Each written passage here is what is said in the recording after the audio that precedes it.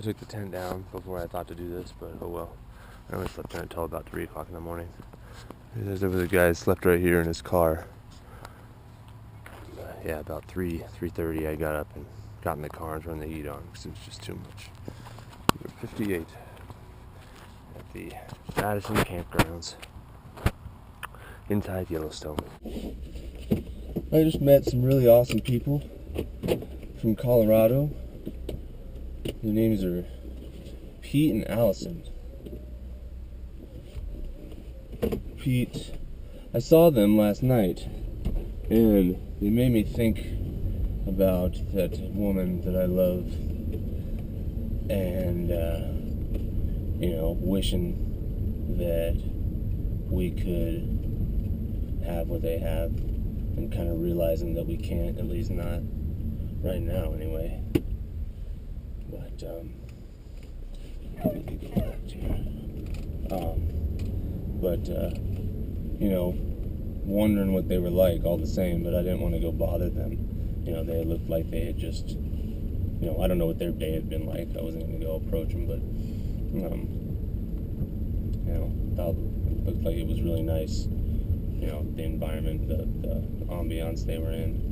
And Pete came over and said hello this morning, and we talked for a couple hours. I'm, probably about 3 hours behind where I intended to be, but probably my favorite part of the trip just happened.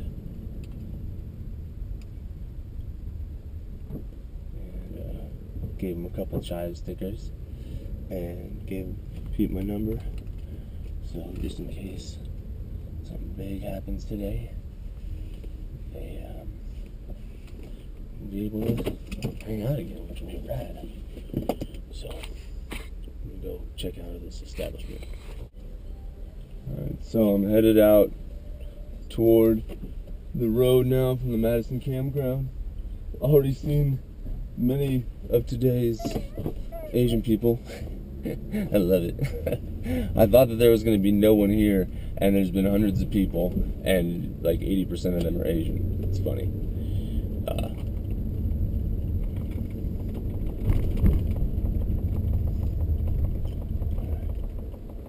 What's Yellowstone? Westbound Madison Junction. I think I want to go this way. West Yellowstone way. Now, today, what I'm doing is I'm going back to, hoping not to park at Biscuit Basin, because Biscuit Basin is north of the spot I've seen where I can get down to the river. And there's a lot of open road, and it's freaking hot and crazy again, and there's going to be a lot of people here already because I spent the morning, with those people. So I'd rather walk as little as possible between the basins. But Black Sand Basin yesterday, when I was trying to get down there, before I made the drive around the loop, they were working on the road. So they had closed the parking lot, and I wasn't going to be able to walk in from that side. So today, hopefully,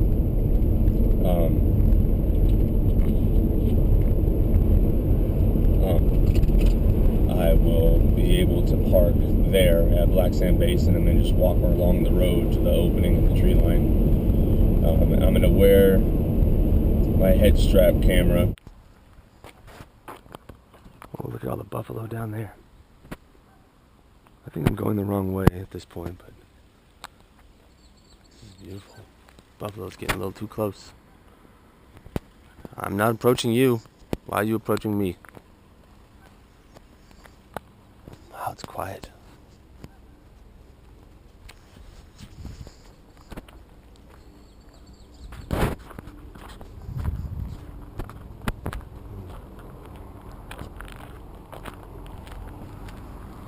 Crazy to see an elk herd right now.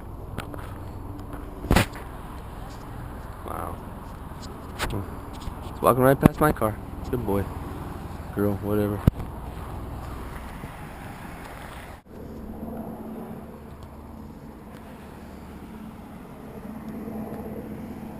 Just so pretty. Yeah, I was going the wrong way, but now I'm going the right way, and I had a great moment along the Madison there. That was great. So, it's starting off to be a real good day. Now I'm driving back toward the campgrounds. On the left side of the forward panel, near the bottom, was a blinker. When I inhaled, the gauge winked, meaning I was getting oxygen through my mask. Right, turning right to go down to Old Faithful now. This is the first drive I made, and I passed by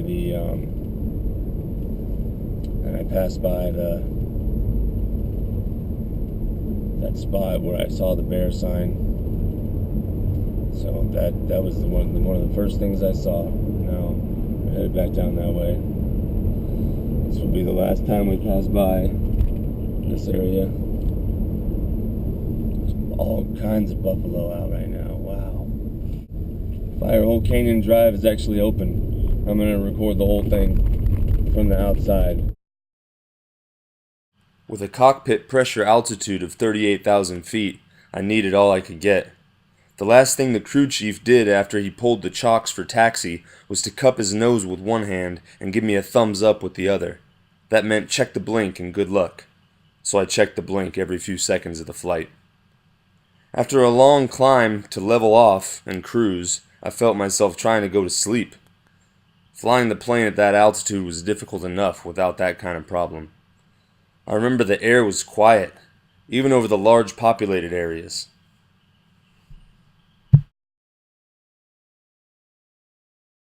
I don't know if they were closed for the night or what, whenever I came by the first time, but this time it's open. It's pretty awesome. It's definitely in the wood.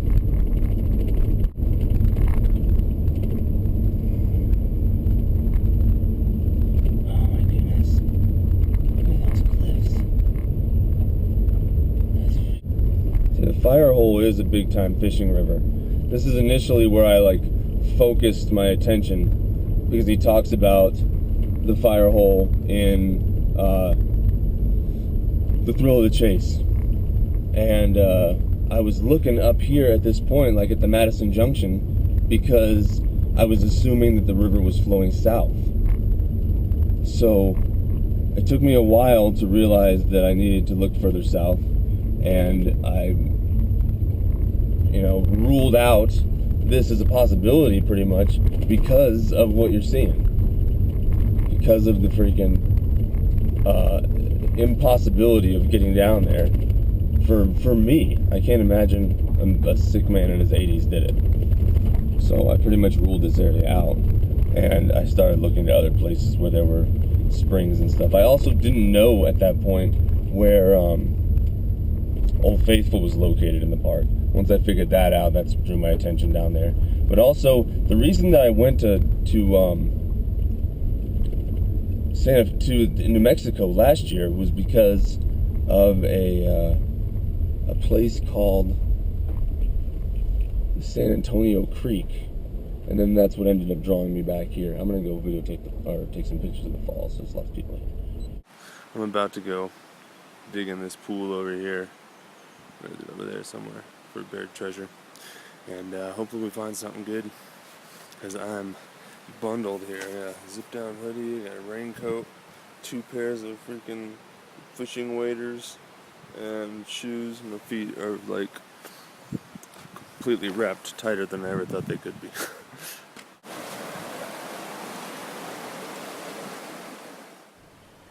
No one was around. No one was on the radio, no one to talk to. The impersonal lights were there, but I was all alone.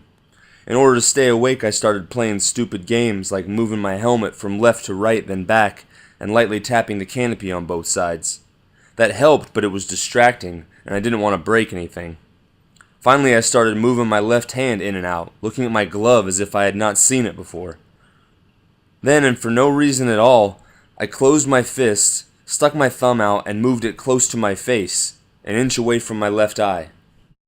While I was over there, looking at the waterfall, there's this tree that you're gonna see in some of the pictures that there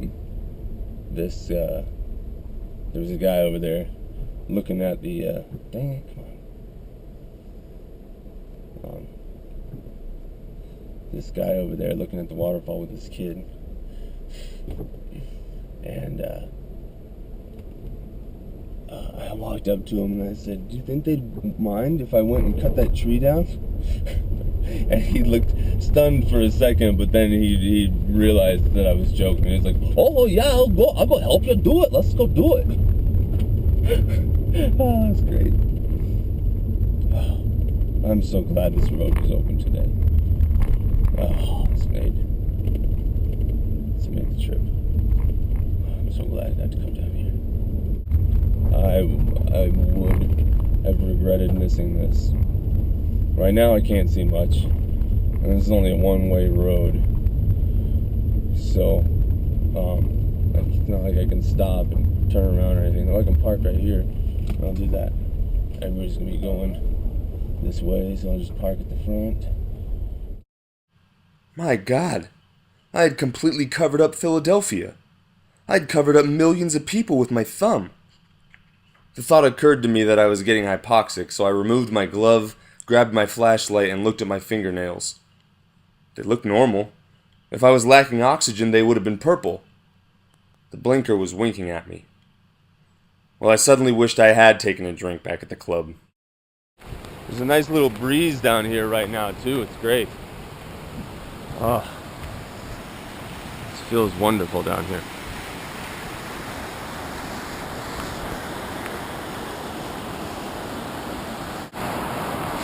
Even with the trees falling in, I love it. I love it.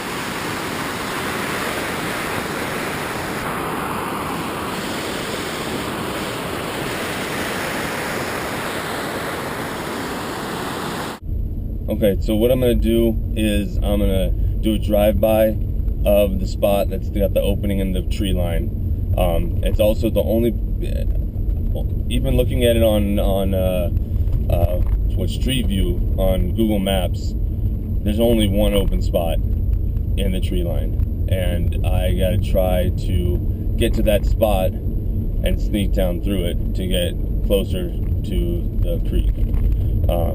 Right now it's off limits to humans. I know that what I'm about to do is illegal, but I will not be able to forgive myself if I do not do it. I came all the way here. I have to do this. I may be getting arrested. I hope that doesn't happen. But so far this morning has been absolutely sublime. And I really enjoyed talking to you, Pete, and Allison. I hope that somehow we cross paths again. Cross paths. But I gotta shut that off and charge it. Oh wow, great way to end. The upside was that I didn't have trouble staying awake after that. The downside, though, was that I had covered a few million people with my thumb, and it took me to another dimension in my mind, a place I would not visit again until the grave marker entered into my life. Years later, I would meld those thoughts into one, the sum of which would change my life. I'm coming to that. That innocuous incident made me wonder how important an average individual could be in the whole scope of life. It is charging. Okay, now I'm gonna go take a look at the river one more time. The last hurrah of the Firehole Canyon Drive. The last hurrah. Hurrah. A little nervous about leaving the car running back there, but the other camera needs to charge, so it's worth the risk. This is a well-defined path, so I guess it's okay for me to be down here. But some more rapids here. It's still the fire hole. Looks like just above it is where it gets real calm. This is the beginning. It's cool how this drive goes in reverse to the river, because you're always looking toward it as it's flowing toward you, instead of having to stop and turn around to see what's going on. That was a smart move. I imagine that was planned. This is crazy. It's just rocks up to the edge. It's like there'd be elves and dwarves running down there fighting each other, shooting arrows at the dwarves in the barrels.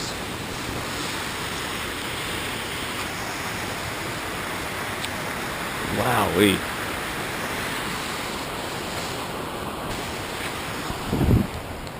Crazy. We all live in the small cocoon of our own surroundings and a few friends and places. We're victims of our own tiny environments. We stop when the light is red and pay the gas bill when it's due. Strangers move in and out of our lives only to punctuate the moment with something useful, like a waiter or the paper boy. The human mind somehow wonderfully conjectures that the body in which it resides is important. It is constantly judging others and identifying faults without relating them to itself. Okay, so here's my interpretation of the poem, and really Forrest in general. I've got a lot of information about why I feel the way I feel about him from mainly the main mass of my impression of the man is from the story My War for Me, I believe it's called. I may read part of it and stick it in here at some point, but it shows me that he is a simple guy that takes pleasure in real simple things, and he doesn't want to be forgotten. And also in the bad things that happen, he tries to look at them with a silver lining. I think that also what draws me to Everclear music is that a lot of the songs are about unhappy events, but they're sung in a upbeat way that it allows you to believe that they're about you, or about me anyway. I mean, I think my life could be an Everclear song.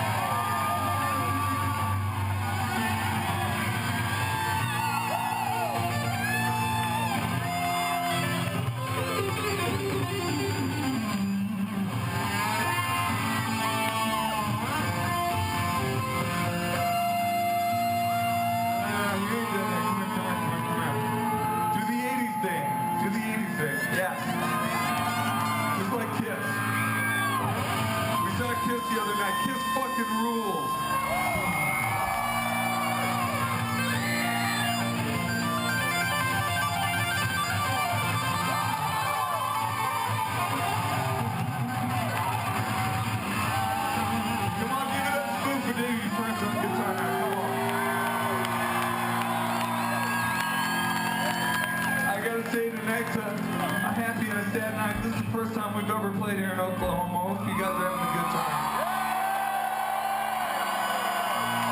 If you like the Summerland, to come back here next year. If you do, tell people about it.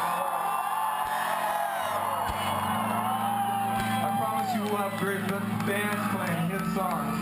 Who's got family out here? Who's got love in their life? And if you ain't got family, you ain't got nothing. If you ain't got love, you ain't got nothing in this world. You better get it and grab it with both hands. This goes out to Alex and Preston. This goes out to Vanessa in Arizona and Anna. This goes out to all our families and friends, all years, and everyone who loves anything or anyone. This goes out to you. Not a song about money. It's a song about love. It's called I Will Buy You a New Life.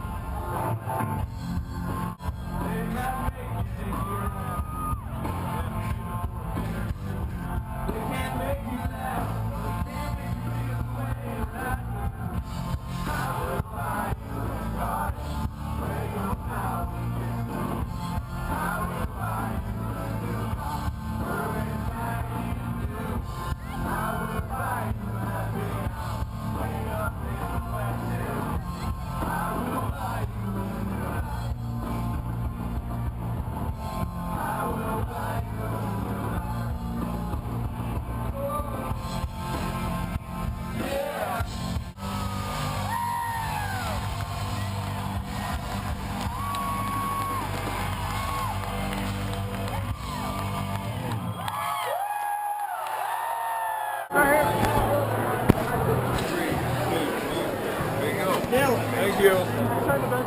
Sure. That's the check. I got it. You doing okay now? That's all you can do. Better is better. Okay, we're okay. Thank you. You got the pick, right? Yes, sir. I sure did. Great to meet you. That's the best But anyway, I digress. He wasn't able to go to school, so he went into the military, and he learned to fly in the military. He flew hundreds of combat missions in Vietnam. He was shot down a couple times, and he even contemplated walking to the ocean from one of his times being shot down. That's not a normal 80-year-old man, and it's also a sign to me that I just read that book with my daughter about Daniel Boone, and Daniel Boone seems a lot like him, and he walked from Missouri to Yellowstone when he was 80-something. So it's feasible to me that Forrest would go to the place that I am going. As I've gone alone in there and with my treasures bold, I can keep my secret where and hint of riches new and old. None of the other stuff really seems like a clue to me.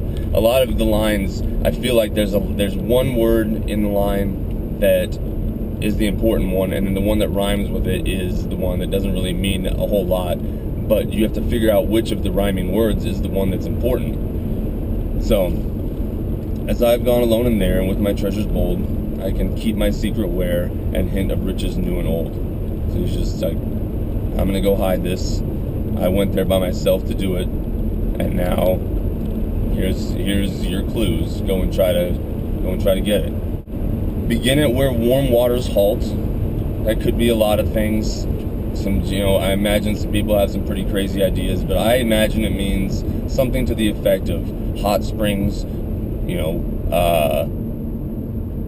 geysers. There's some other kind of animal over there. Just, hot springs is what it sounds like. And he talks in The Thrill of the Chase about bathing here in the park in an area that the hot spring ran into a cold water, and he was able to just go back and forth, and it was great for him just as a kid to come in here and bathe. And he talks about fishing in the fire hole. There's a picture of him and a friend, and they had caught a fish at the that weird river that's over there that I went to the first day. I don't remember what it was called, but there's a picture from there, so I wanted to check that out, but that didn't look feasible because it's got nothing to do with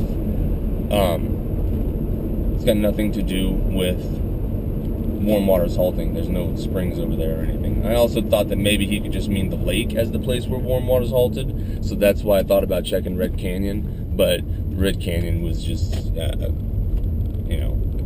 that's got nothing to do with anything. That's just some crazy place he went when he was a kid. Watch that be the place where it is. What am I doing now? I'm stopping at some other creek. I probably shouldn't be stopping at every freaking place that I can turn off, because this is just nothing. This is just calm waters, chilling. Begin at where warm waters halt and take it in the canyon down. Not far, but too far to walk. Suggests to me that you're going to have to do something, obviously, besides just walk. And the way that the next line is written, I think they kind of go together. There's like, taking the canyon down, not far, but too far to walk, put in below the home of Brown, which is why it's going to be too hard to walk. It seems like those are paired because the reason it's going to be too far to walk is because it's below the home of Brown. I believe the home of Brown to be talking about brown trout, creeks, places he fished when he was a child. I think that's kind of a common assumption at this point. I even heard that the first time on something I saw on the internet, so I don't claim to have that as an original idea, but that's why I think it's underwater. But the place that I am going and concentrating on is never mentioned by Forrest. I read in a fishing report about the creeks and rivers of Yellowstone that this creek is one that the trout tend to swim up whenever the fire hole itself starts to get too hot in the summer, so that they can go to cooler waters. And at the very end of the poem, he says it will be worth your effort will be worth the cold. What's going to be cold all the time? The water. They talk about how the water gets to be like 80 degrees here and stuff, but it's still cold. I mean, on a 100-degree day, or even how it is right now, 80 degrees water is going to feel pretty cold.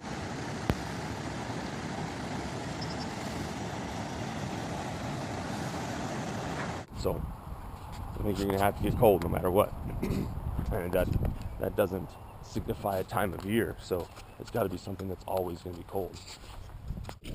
From there, it's no place for the meek. The end is ever drawing nigh. There'll be no paddle up your creek, just heavy loads and water high. So, no place for the meek means you're gonna have to be freaked out going in there in order for it to be a place worth him putting a freaking treasure. This guy spent years and years of his life putting this together, and now he's gone to hide it somewhere. Do you think it's gonna be in a place that is gonna be in your backyard? No, it's gonna be a place you gotta go to. He wants people to be out and see these things that I'm seeing on this trip. And that is, I believe, why it's here in the park. Because if you're going to get it, you're going to go and get it.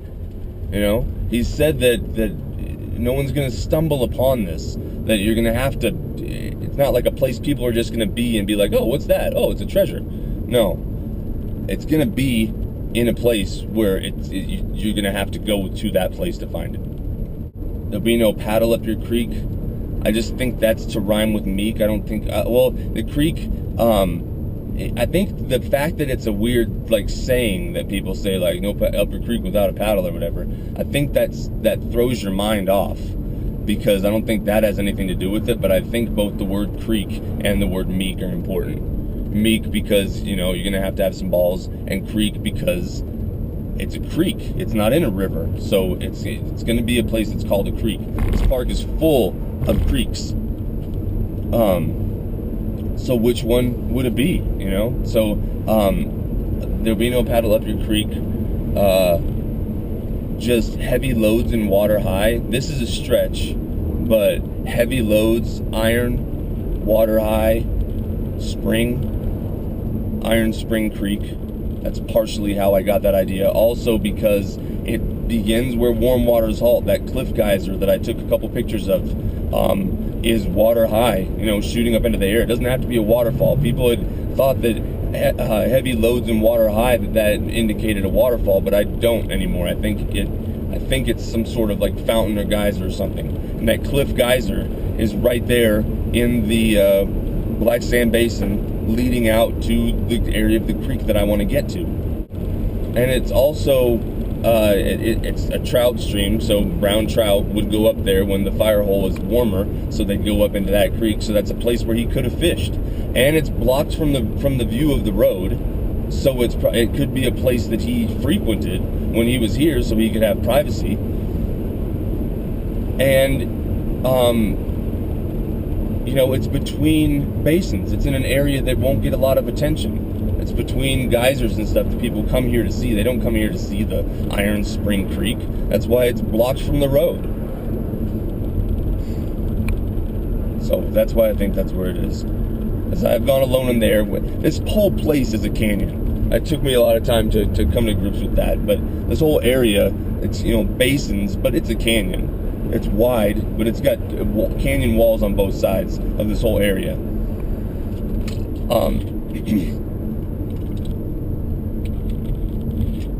So that's what made me think, begin at where warm waters halt, a spring, then take it in the canyon down, so you're going downstream. I didn't realize that downstream meant north with these creeks, with this one in particular. It means go north. So it's not saying to go look, the other way, because this river's going that way. So take it in the canyon downstream meant to me it's north of some hot springs. It's not going to be Old Faithful. That it's too it's too much attention over there. But it's like it's hidden in plain sight. Basically, is what I'm thinking. It's just right there, but it's in a spot that I've never seen this creek spoken of on the internet. Anytime I've researched this place, never has it been mentioned in correlation with Forrest or the treasure or anything that there is this Iron Spring Creek. As I've gone alone in there, could this mean be the park, be the canyon, be in the river itself? It could be that specific, but at this point it could mean all of them. So as I've gone alone in there and with my treasures bowled, I heard him mention that it took him 2 trips to carry it. I know he didn't leave it somewhere and then go away and come back to it. I think that just means that he had to stop and put it down, took a breather, picked it back up and carried it the rest of the way. So I think it's got to be somewhere that's going to be, a significant distance from the road. He's said that people have been within 500 feet of it. There's a road that runs literally a football field from this creek, the whole length that I'm going to search. So there's constantly people within 500 feet of it if it's there. As I've gone alone in there and with my treasures bold, I can keep my secret where, and hints of riches new and old. He gave out those hints for the first few months after he went on the Today Show, but nothing gave anything away. He just said that, it's this far west of Toledo, Ohio. I don't really know if that means anything. This is Midway Basin. I'm going to go in here and make sure I didn't skip it before.